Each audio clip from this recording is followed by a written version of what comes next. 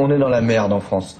On est dans la merde. C'est-à-dire qu'il y a une pyramide sociale où il y a un mec qui est en haut tout seul, et plus on descend, plus on est nombreux. Et quand on arrive en bas, on est vraiment dans la merde. Alors moi, ce que je voudrais, c'est qu'on remue la merde et que l'odeur monte jusqu'au nez des mecs qui dirigent. Qu'est-ce qu'il y a? Qu'est-ce qui se passe? Qu'est-ce qu'ils ont ceux-là? Ah merde, on leur prend tout leur pognon. Ah oui, il faudrait leur en laisser un peu. Vous savez combien on a eu d'augmentation cette année? On a eu 19 euros. Avec 19 euros, on achète combien de baguettes? Vous savez combien coûte la baguette? Vous savez combien coûte un ticket de bus? Vous savez combien ça coûte? Vous savez pas. Comme vous, les politiques, vous n'arrivez pas à les faire éliminer.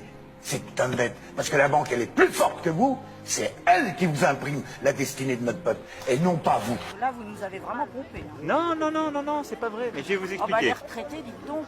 Oui, mais je vais vous expliquer. Mais on va vivre quand, nous, les salariés? Déjà, on n'a pas beaucoup d'argent, mais on va vivre quand? On a travaillé toute notre vie. Et vous avez travaillé toute votre vie, pourquoi? Enfin, pour avoir une retraite. Hein. Non.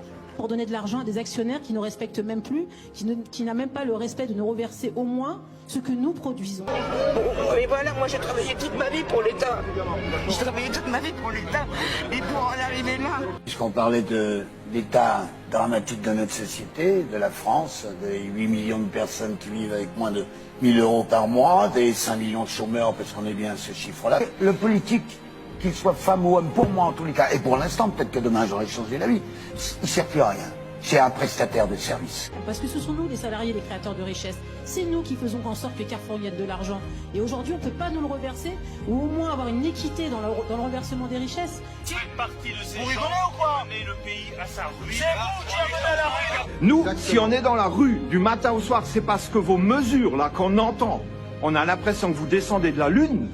Il y a personne qui a 1000 euros pour changer de bagnole, même si vous en mettez 4000 dessus. Non, laissez-moi finir, vous, maintenant. Il faut qu'on puisse vivre dignement.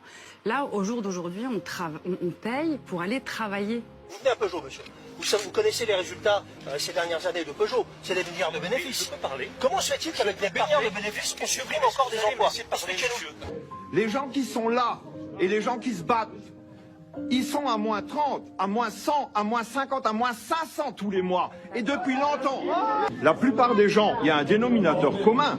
Si on est dehors du matin au soir, c'est quand même bien grâce aux mesures que votre gouvernement a prises. C'est celles qui ont fait déborder le vase. Mais le vase était déjà plein. Et maintenant, le tout, c'est pas de savoir qui a fait quoi. C'est de savoir ce que vous, qui devriez nous servir, pas nous asservir, vous faites pour nous.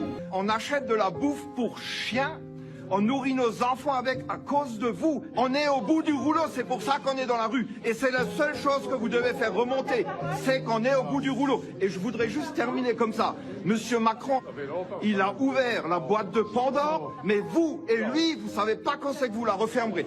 Méfiez-vous du peuple, vous l'avez mis dans la rue, mais vous arriverez peut-être pas à le faire rentrer dans la maison. Mettez-vous bien ça dans le crâne. Et si vous pouvez... Ceux qui ont pris tout le plat dans leur assiette, laissant les assiettes des autres vides, et qui, ayant tout, disent avec une bonne figure, une bonne conscience, nous, qui avons tout, on est pour la paix. Je sais que je dois leur crier à ceux-là, les premiers violents, les provocateurs de toute violence, c'est vous.